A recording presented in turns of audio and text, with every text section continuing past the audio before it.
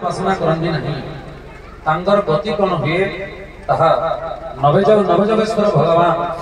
निमित आना को कहिबे तापरे हमर वसुदेव नारद संवाद विश्राम में देई तापरे ब्रह्मा आदि समस्त मुनि ऋषि माने भगवान कृष्ण को स्तुति करिबे आ कहिबे प्रभु वर्तमान पृथ्वी रे असुर मानकर बड़ ध्वंस हो सारी आपण लीला सारी एणु आपण अति शीघ्र वैकुंठ को गमन करंतु तो देवता मानकर गुहारी तापरे उद्धव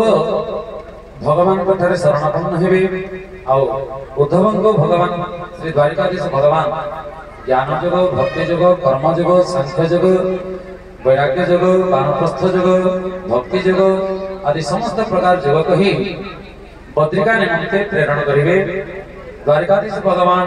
पर पादुक धरी उद्धव बद्रिका गमन करिवे तापरे जदुवंश ध्वंस आमे श्रवण करिबा एकादश स्कंदर अंतिम अध्याय तापरे आमे द्वादश स्कंद श्रवण करिबा द्वादश स्कंदर प्रथमार्ध रे आमे कलिजुगर वर्णन श्रवण करिबा जे कलिजुगरे प्राणी मानकर आचरण केमिति हबो कलिजुगरे धर्मर अवस्था कोन हबो और कलिजुगरे पृथ्वीर अवस्था कौन हम संक्षिप्त भाव में वर्णना श्रवण करवा परीक्षित महाराज साक्षात धाम प्राप्ति परीक्षित महाराज पुत्र सर्पजाग आमे वेदर उत्पत्ति श्रवण करवा वेद केमिति उत्पन्न हेले और वेद केमिति भागवंत हेले ताहा संक्षिप्त भाव में श्रवण करवा मार्कंडेय चरित्र श्रवण करवा और मार्कंडेय भगवान नारायण के ठारू वर प्राप्त हेबे और मार्कंडेय भगवान माया दर्शन करेंगे और तापरे आमे सूर्यंकर गति विवरण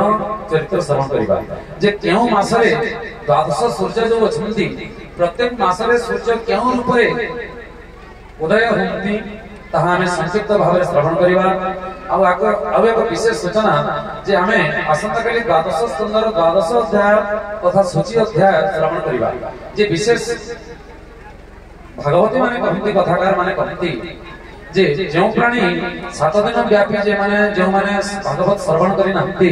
से माने यदि द्वादश स्कंदर द्वादश अध्याय श्रवण करिवे ताहेले पूर्ण भागवत श्रवणर ग्रंथर फल मिले